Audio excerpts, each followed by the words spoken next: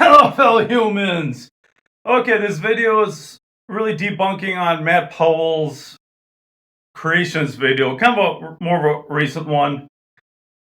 He's claiming that soft tissues are evidence of a young Earth when we know for a fact, no.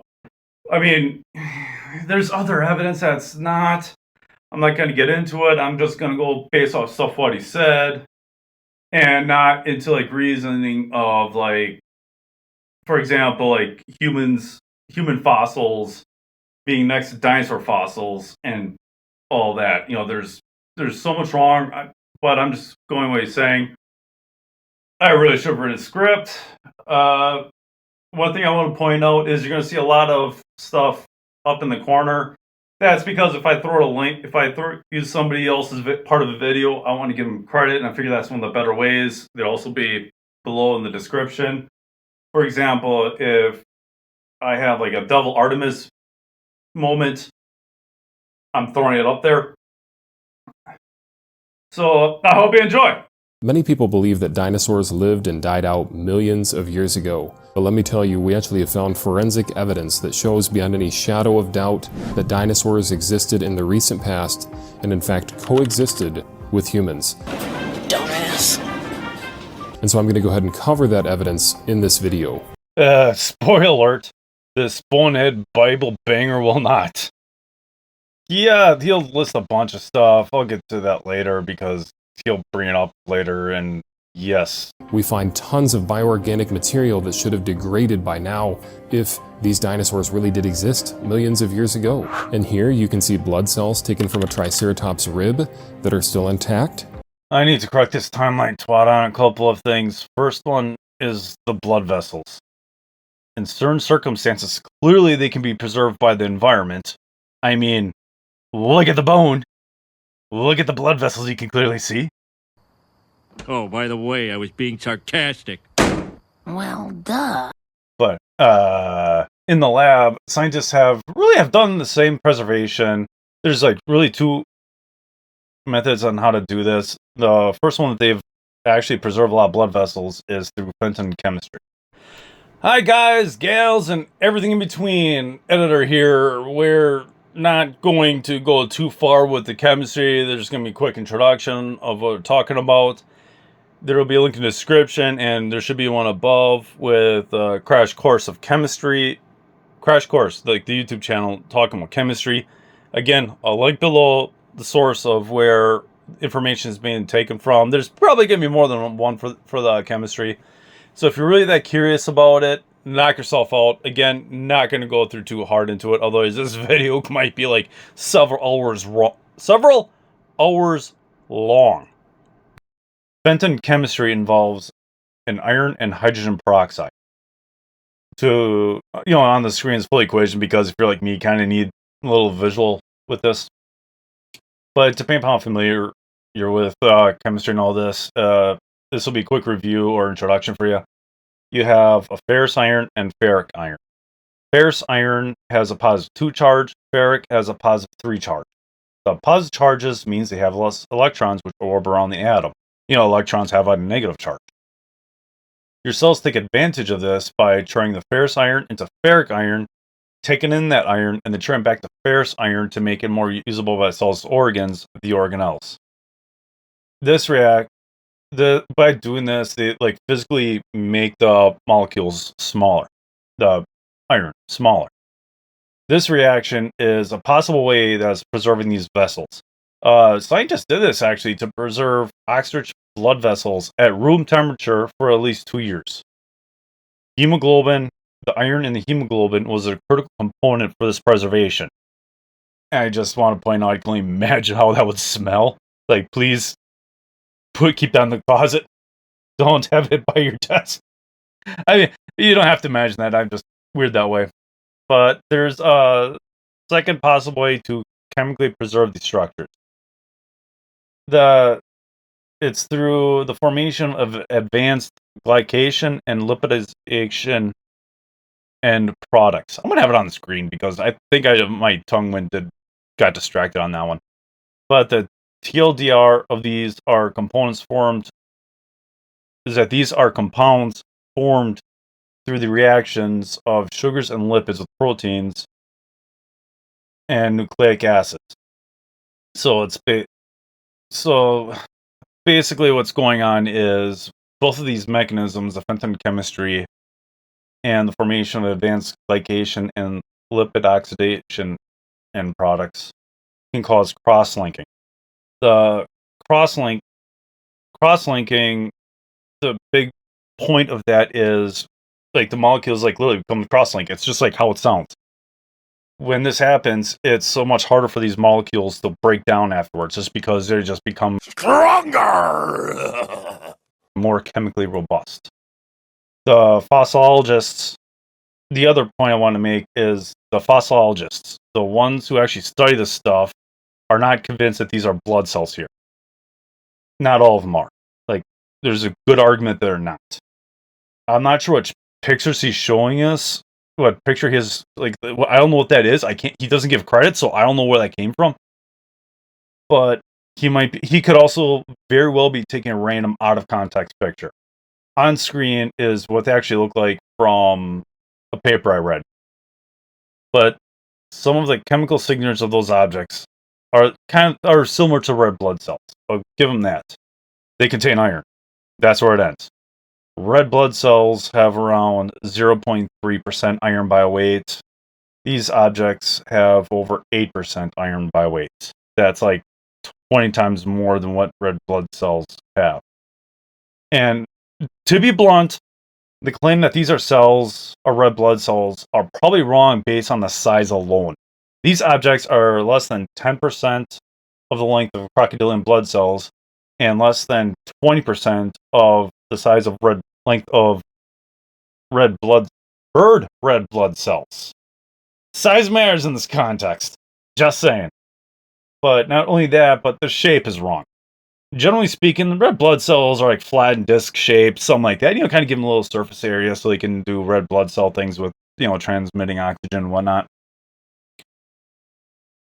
But these objects are more sphere shaped. Okay, well, what are these then? They're probably framboids. Framboids are small aggregates of minerals. They're called framboids because they're shaped similar to raspberries. It's from the French word framboise. I don't speak the French, so I don't know how to pronounce, if I'm pronouncing that right. And here's a beautiful picture of some collagen that was recovered from one of their graves. Collagen is Go back! Pretty colors! I like the colors! Collagen is actually the soft material that exists within our bones, and it breaks down very rapidly after an organism dies. Scientists have done detailed studies on the half-life of collagen, and they've determined that the most amount of time that collagen can last in a dead organism would be 900,000 years. Okay, I'm focused now. So much to unpack here from this timeline toddler. Collagen is technically a soft tissue, yes. Bravo on that one. However, it is durable. Remember what I said with chemical changes that, with the cross-linking and everything, that makes soft tissues tougher? It makes it soft tissue even tougher yet. This is, again, especially when it's protected by the bone material. Alright. Since this twin timeline, I'm going to call him timeline toddler again, does not give sources, he just, with the fraudster. You can stay, but I'm leaving. And the yellow if they're using late season apples. And of course in Canada the whole thing's flip-flop. Oh my. Okay, I took a look-see into his quotes, right? I found out it's actually ripped directly from Answers in Genesis, the website for the Science Surrender Squad. They are misrepresenting a study done with collagen. You would not know this right away because they didn't cite it. They're like on that, like basically a screen grab is what he did. So but they did in the end have it on the bottom. I didn't really look hard enough to find out where they put it in their article. To be honest, I didn't really care because I knew they were going to be lying about something. But the study was done in collagen, and with study was found. The study, what they did, the paper they're trying to cite from, is they found collagen in a 1.5 million year old fossil. The author saw this and had hopes for finding collagen that is 900,000 years old. So someone is not telling you where he told the source from, but the source is lying anyways. I'm actually kind of impressed. Paleontologists are also finding nerve cells that are still on dinosaur graves. Dude, that's not cool. In his actual video, he does not give a DOI, year of article of the authors, but just this dude's address. Not sure if it's a personal work address. Don't care, not looking it up on that one. It's like doxing the dude. I mean, if you really want to look into it, you can find out, but bruh. Hello, editor here again. If it seems like we're a little bit aggressive on defending the scientist, it's because with the rise of anti-science, at least here in October 2025, there seems to be almost like encouragement to be attacking scientists because scientists are getting more threats, they're getting stalked, so we're just trying to do what we can. Alright, to the article. I looked up the article because, again, he didn't give the article name or anything like that. Literally the first sentence in the discussion session gave the answer. It just says that he's wrong, flat out. You're looking not at the whole cell, but at collagen. This actually makes sense. I mean, if you look at the picture, there are no organelles, there's no internal structures. I mean, to be fair to Matty Boy's credit, the paper, it says that these are nerve cells, but the paper even points out that these are in the bone. Again, the fossilized bone protects the soft material. They lived in the recent past. You could even Google, how long can nerve cells last after an organism dies? And the answer is that nerve cells, or neurons, essentially last for the lifespan of the organism they are in, meaning they do not survive for any significant period of time after an organism dies. And this chronology clown is lying by omission here. I did the same Google. And here's my screenshot of the context. I'm gonna keep it on the screen just for this next part. But Mandy Boy, sweetie, if you're watching this, first of all, I'm impressed you did not rage quit, like legit. But honey, words can have multiple meanings depending on the context. For example, the chicken you ate did not survive the cooking. It's still there. And I'm assuming you cooked it and you did not cook it in NyQuil. To explain it quickly, people are boiling chicken in NyQuil to cook it and then eating it. Thank you, Spotnitz. Full video is on the screen for that, by the way, of the blue chicken stuff. If you forgot about it, you're welcome. If you did not know about it, my apologies. It was actually a thing. But you gotta keep in mind, animals are, and plants, generally speaking, are a collection of single-celled organisms working together to keep said organism alive. That's biology simplified. For example, for a little bit of complexity, humans contain more bacterial cells than human cells, and this is by population, not by mass. So, humans by mass are still more human than human. I mean, more human than bacteria. If you didn't know that was a white zombie song joke, please laugh.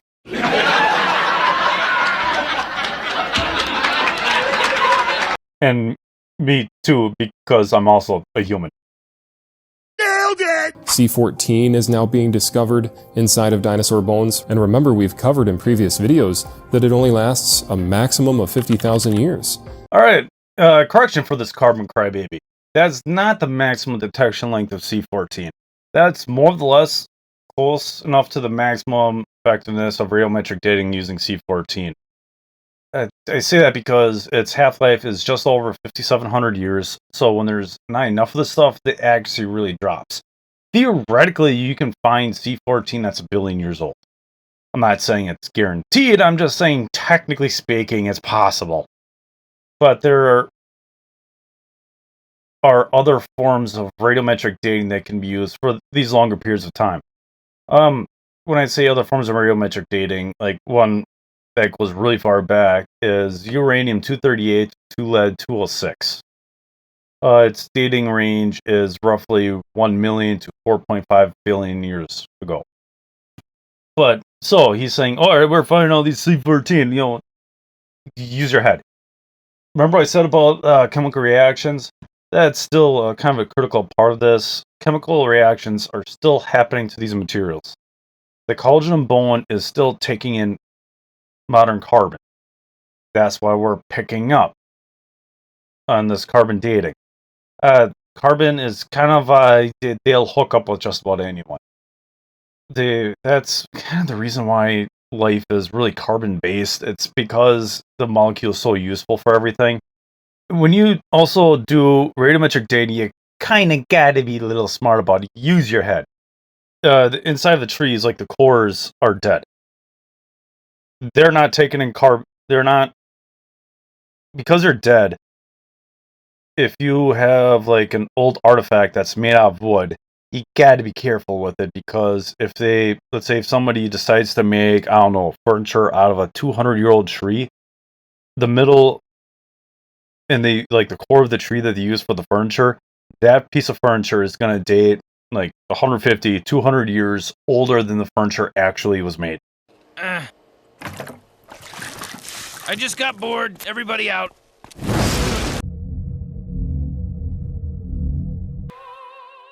I'm not apologizing.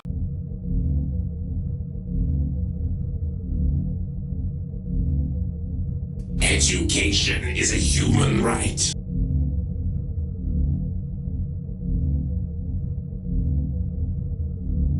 Never gonna let you down, never gonna run away.